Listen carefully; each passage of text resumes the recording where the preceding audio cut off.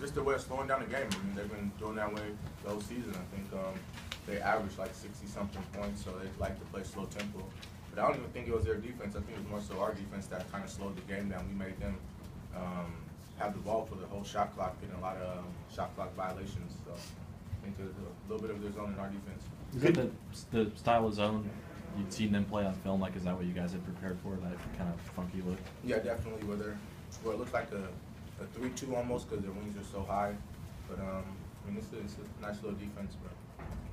Could you tell once you had a couple of those alley-oops to start the second half, then they kind of sat back in the traditional 2-3?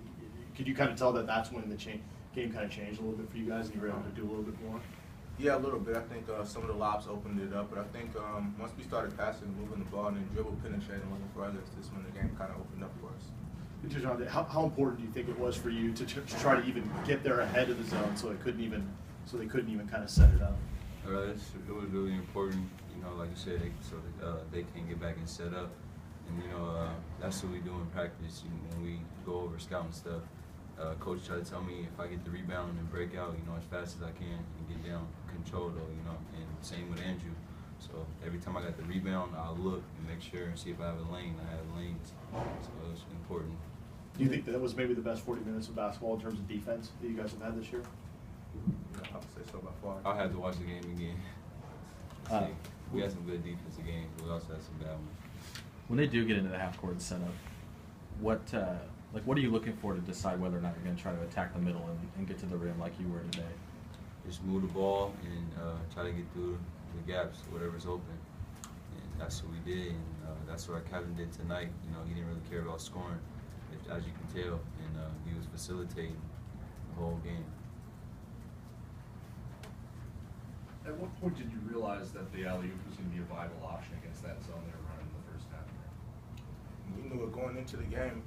But it's a little different when you go over a scout and you're going through it in practice, and then when you get out there, they're a little bit bigger, a little bit longer than you think, so it takes you a little bit to adjust. We know it's going to be there the whole game, but it's just a matter of just being comfortable with making the passes and then just being on the same page. And it takes a lot into throwing alley-oops and making sure defenders don't get a hand on everything like that. So once we got it a couple of times, our confidence grew from there. Is there any sense of relief that this losing streak's behind you guys now and kind of feel good about a game again? I think the panic was with the media. We weren't worried at all. I mean, you look at our games. We lost to Colorado on a buzzer beater. We come back, lose to Cal in a heartbreaker by 2 points.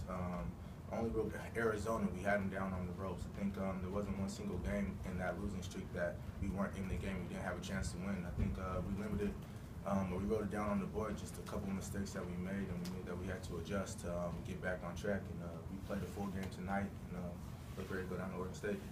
Was there something that clicked in on the defense today? Are you going to be able to sustain it the next week? I mean, it wasn't even today. If you look back at the Cal game, we played great defense. Offensively, we weren't there for that game. So I think the defense carried over from that game, and then we could just keep getting better from there. So I don't think today was just, oh my God, Husky played defense. We played defense versus Cal, and then we transferred over today. Has it kicked in to you yet that you only got one more home game? No, I'm more worried about this Oregon State team that we're going to play. I look at it as 3 more games left. Dejounte, what the last dunk at the end there, was that you putting the button on the day you had? I mean, there was still a minute left. I wasn't going to get it and pull it back out and wait for everybody to get back. Anything else, guys?